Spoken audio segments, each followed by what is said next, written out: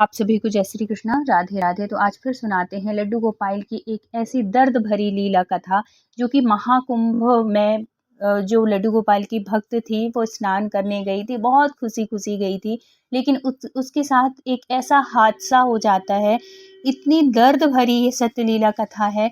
लेकिन भक्त जो होते हैं ना लड्डू गोपाल के, वो कैसे अपने आप को संभालते हैं और कैसे लड्डू गोपाल कृपा करते हैं, नहीं करते, किस गलती की वजह से ये घटनाएं होती हैं, ये सत्य लीला कथा में आप सुनेंगे।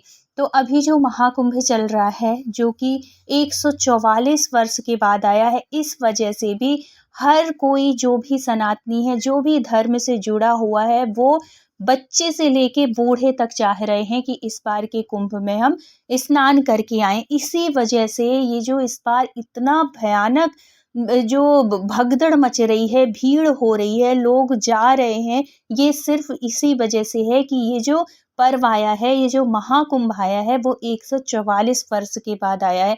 हर साल मतलब हर 12 साल में महाकुंभ होते हैं, कुंभ होते हैं, लेकिन ये जो कुंभ है ये बहुत वर्षों के बाद आया है। जैसे कि मैंने बताया 144 साल। तो ये सुन सुन के भी लोगों के मन में ये हो रहा है कि अब इस जन्म में तो मुश्किल है, अब तो अगला जन्म लेना पड़ेगा, तभी ये कुंभ का स्नान का फल मिलेगा। लेकिन इसमें अभी तक नहीं जा पाए हैं, शाही स्नान में नहीं जा पाए हैं।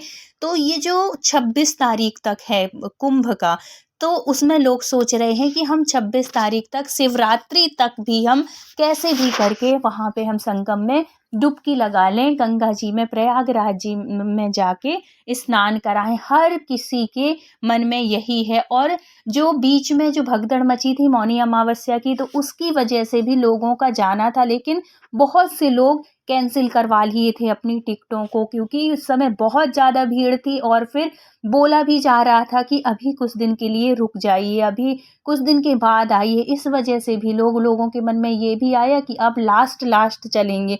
तो जैसे आप लोग हैं, वैसे आप लोगों के जैसे ही बहुत सारे ऐसे भक्त हैं जो कि चाह रहे थे कि हम आखिरी तक हो आएंगे, लेकिन आखिरी के चक्कर में भी इतनी भयानक भीड़ हो रही है। अभी जो दिल्ली में ये हादसा हुआ है स्टेशन में, इस वजह से ही हुआ है। ये भी प्रयागराज ही जा रहे थे ये सारे श्रद्धालु। इतनी आस्था जुड़ी हुई है हमारे महाकुंभ से लेके कि हर कोई जाना चाह रहा है। और इसी बीच में भीड़ इतनी ज़्यादा कंट्रोल से बाहर हो जाते हैं। पुलिसकर्मी भी क्या करें, इतने पुलिसकर्मी भी नहीं होते हैं जितनी भीड़ होती है। कई लाखों की भीड़ होती है, और 10, 12, 50 अगर पुलिसकर्मी भी हैं तो इतने लाखों की भीड़ को कैसे संभालेंगे। ये तो खुद को थोड़ी सा देखना पड़ेगा कि हम इतनी भीड़ में जाएं कि नहीं जाएं।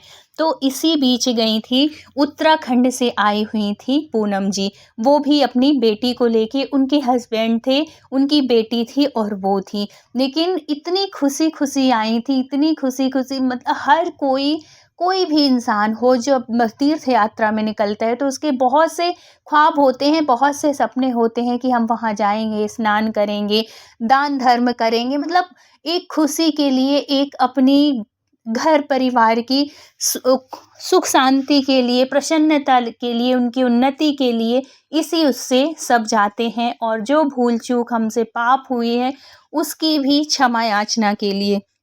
ऐसे ही पूनम जी गई थी। पूनम का भी बहुत मन था, बहुत आस्था थी उनकी महाकुंभ में जाने की उससे। और ये जो थी पूनम जी थी, वो लड्डू गोपाल की भक्त थी। लड्डू गोपाल से इनको जुड़े बहुत वर्ष नहीं हुए हैं, अभी कुछ वर्ष से ही ये जुड़ी हैं। और जब से लड्डू गोपाल की सेवा से जुड़ी हैं, तब से ये कहती हैं कि तब से मेरी यात्रा चालू ही है। मतलब हर साल कहीं ना कहीं मुझे लड्डू गोपाल, मेरे कन्हैया, कहीं ना कहीं मुझे घुमा ही देते हैं। तो इस बार तो ये महाकुंभ चल रहा था, तो दूर यहाँ तक कि अपने देश से तो आए ही हैं लोग, देश विदेशों से भी इतनी संख्या में लोग महाकुंभ में डुबकी लगाने के उससे आए हुए हैं।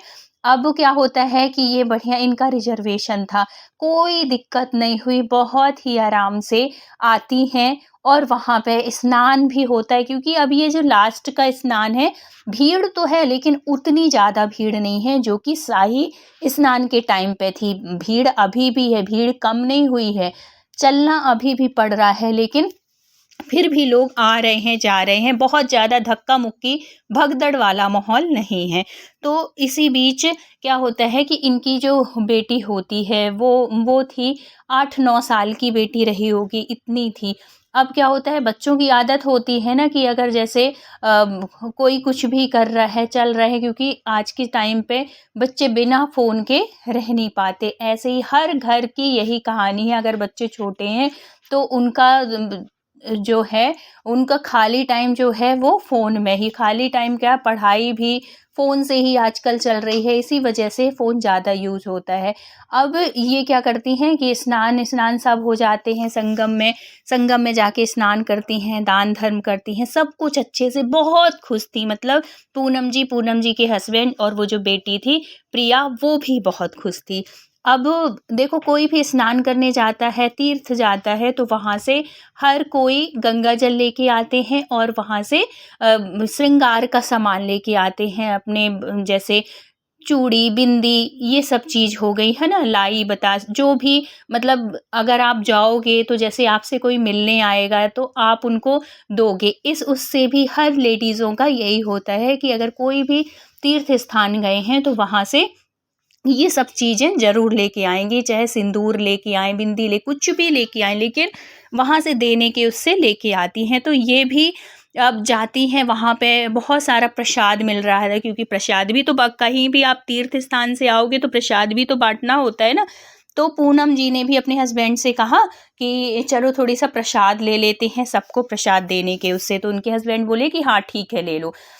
तो वहाँ पे वो प्रसाद लेने लगती हैं, उनके हस्बैंड भी, और भी चीज़ें, क्योंकि मेला है, मेला में तो हर एक चीज़ मिलती है। तो वो वहाँ पे लेने लगती है, उनके हस्बैंड को भी कुछ लेने के लिए समझ में आता है तो वो भी लेने लगते हैं। बेटी को भी कुछ कहते हैं लेने के लिए, उसको भी दिलाने लगते हैं। लेकिन बेटी जो है वो बोर हो रही थी, क्योंकि वो बच्ची ही थी, उनको उसको ये सब चीज़ें अच्छी नहीं लग रही थी। अब वो परेशान हो रही थी, तो वो अपनी माँ से कहती है कि मुझे अपना फ़ोन दे दो, जब तक मैं यहाँ पे बैठ के फ़ोन चला रही हूँ। और दोनों हस्बैंड अंदर चले जाते हैं शॉप में और सामान देखने लगते हैं, लेने लगते हैं सारा सामान। अब ये था कि बेटी बैठी तो है, फ़ोन देख रही है। अब इसी बीच देखो, जब भीड़-भाड़ वाले माहौल में जाओ ना, तो बहुत सतर्कता से जाना चाहिए, चाहे वो फ़ोन हो, चाहे वो आपके बच्चे हों, कुछ किसकी नज़र कैसी है, किसी को नहीं पता। और किसी पर भरोसा नहीं करना चाहिए कि हम 1 घंटे के लिए किसी से मिले हैं और उसको भरोसे में कि आप थोड़ी-सा देख लेना और हम सामान ले रहे हैं, बिल्कुल नहीं, कभी भी नहीं। यहाँ तक कि अपने खून, किसी का भी भरोसा नहीं करना है अपने बच्चों को लेके, चाहे वो लड़की हो या लड़के हो, किसी पर भरोसा नहीं करना है। तो ऐसे ही हुआ, वहीं पे और भी लेडीज़ें थी और भी बच्चे थे, तो वो लोग वो कर रहे थे, देख रहे थे फ़ोन, तो इनकी बेटी का भी मन किया, लेकिन ये कुछ ज़्यादा सामान लेने लगी, जब तक और लोग चले गए। उनकी बेटी बैठे देख रही थी। इसी बीच में एक म कौन था, वो क्या था, किसी को कुछ भी नहीं पता। वो रेड से कंबल, जैसे ये साधु संत लोग ओढ़े रहते हैं ना, तो उसकी भी बड़ी-बड़ी सी दाढ़ी थी, जटा थी, और जो जटा-जूट जो होते हैं, और लाल कंबल, ऐसे भगवा वाला कंबल ओढ़े हुए, एक भिखारी टाइप का, एक अजीब-सी मतलब नज़र से वो देख रहा था। बल्कि इसके हस्बैंड को लगा कि ये कैसा है, लेकिन उनको लगा कि भाई ये कुंभ है, कुंभ में हज़ार तरीके के लोग होते हैं, कोई नहीं, इग्नोर कर दिया और सामान लेने लगे। और अब क्या होता है कि सामान लेते-लेते थोड़ी-सा टाइम हो जाता है, बल्कि उनके हस्बैंड कहते हैं कि भाई बहुत ले ली क्या, पूरा दुकान उठाओगी क्या? बस हो गया है अब, लेके भी चलना है, अभी ऑटो यहाँ से नहीं मिलेगा। तो कहती है बस थोड़ी हल्का-हल्का ही है, बहुत ज़्यादा नहीं है, उठा लेंगे। ऐसे ही करके, क्योंकि और ये आदतें होती हैं ना लेडीज़ के साथ में, कि अगर एक जगह अगर वो घुस गईं सामान लेने के लिए, तो उनको लगता है सच में कि पूरी दुकान ही ले लें, कितना सामान ले लें, जितना लेंगी उतना ही उनको कम लगता है। हम सबके साथ यही आदत है, यही होता है। तो अब लेते-लेते थोड़ी-सा टाइम हो गया, और है तो उनके पास में कैश नहीं था, तो उनको लगा, उनकी वाइफ़ को लगा कि चलो मैं अपने फ़ोन से ही वो कर देती हूँ, पे कर देती हूँ। अब जैसे ही फ़ोन वो करने के लिए उनको ध्यान आया कि बेटी ली है, बेटी से लेने के लिए करती हैं, इतने में क्या होता है कि बेटी वहाँ थी नहीं। अब वो एकदम उनको लगा कि चलो हस्बैंड के पास होगी, क्योंकि शॉप बड़ी थी थोड़ी, यहाँ इस तरफ भी देख रहे थे उनके हस्बैंड। अब जब आवाज़ देती हैं अपने हस्बैंड को, तो वो कहते हैं कि नहीं मेरे पास तो नहीं है। तो अब वो जब वो कहते हैं मेरे पास नहीं है, तो वहाँ पे आस-पास देखने लगती है। भैया 5 मिनट, 10 मिनट, 1 घंटा, 2 घंटे हो गए, लेकिन उस बेटी का कहीं कोई पता नहीं, ना फ़ोन मिला और ना ही वो बेटी मिली। एकदम से इनके हस्बैंड को थोड़ी-सा शक हुआ, क्योंकि थोड़ी देर पहले ही उन्होंने उस टाइम पे जब ये शॉप में ले रहे थे, तो उनको एक बाबा के ऊपर, वही जैसे मैंने बताया था, उसके ऊपर शक सा हुआ। तो उन्होंने वो क्या किए, एक समझदारी वाली बात, वहाँ पे ना खोए पाए वाला भी एक केंद्र होता है, जहाँ पे कोई भी गुम हो जाता है या कि कोई बिछड़ा हुआ है, तो वहाँ पे मिलते हैं। वहाँ पे भी जाके पता करते हैं, वहाँ भी उनकी बेटी का पता नहीं।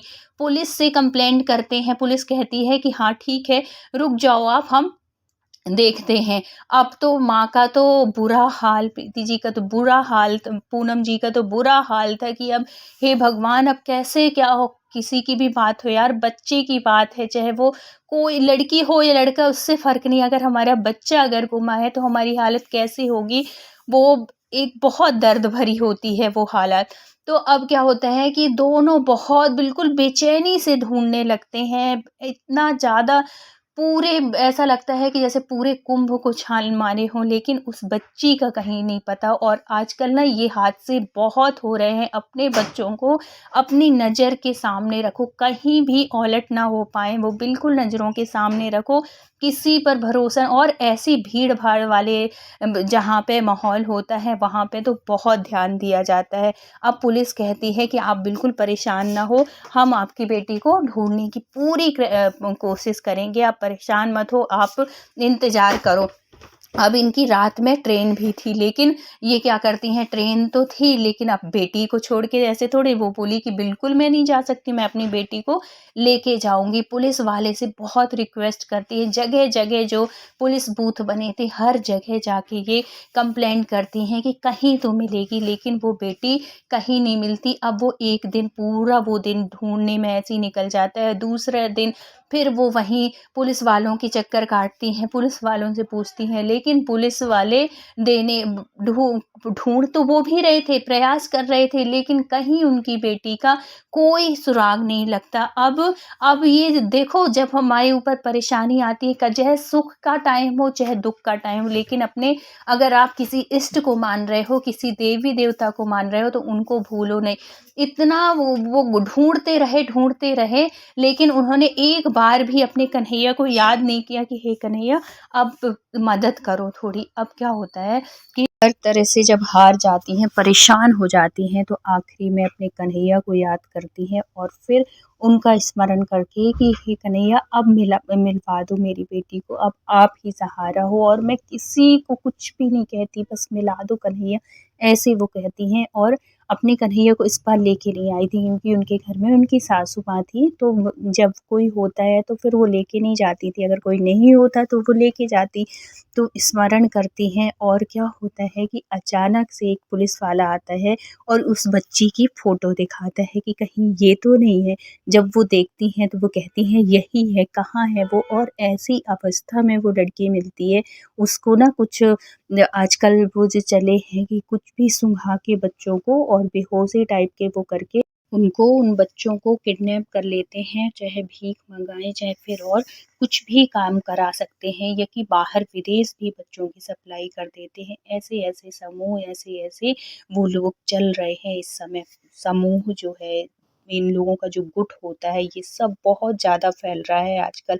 तो इन सब चीज़ों से अपने बच्चों को बहुत अपनी आँखों के सामने, कहीं भी जाओ अपने बच्चों को आँखों के सामने रखो। अब जब वो बेटी को देखती हैं, उससे मिलती हैं, तो वो अपने गले से लगा लेती हैं, और है तो अपने कन्हैया को बहुत धन्यवाद देती हैं कि देखो इतने दिन तक ढूँढती रही, 2 दिन तक ढूँढती रही, एक भी बार उन्होंने अपने कन्हैया को याद नहीं किया, उनको पुकारा नहीं और एक भी बार पुकारा और उनकी बेटी उसी दिन मिल गई। तो इतने दयालु, इतने कृपालु होते हैं हमारे कन्हैया, इसलिए कभी भी कोई भी परेशानी आए अपने कन्हैया को ज़रूर याद करिए, चाहे सुख हो चाहे दुख हो, कभी उनको भूलिए नहीं। तो वो आपके ऊपर हमेशा कृपा करते हैं, जैसी कृपा पूनम जी के ऊपर की। तो अगर वीडियो अच्छा लगा हो तो please like share and subscribe करिएगा। मिलते हैं फिर किसी सत्यलीला कथा के साथ। जब तक अपना ख्याल रखिए, अपनों का ख्याल रखिए। Thank you so much full watch करने के लिए।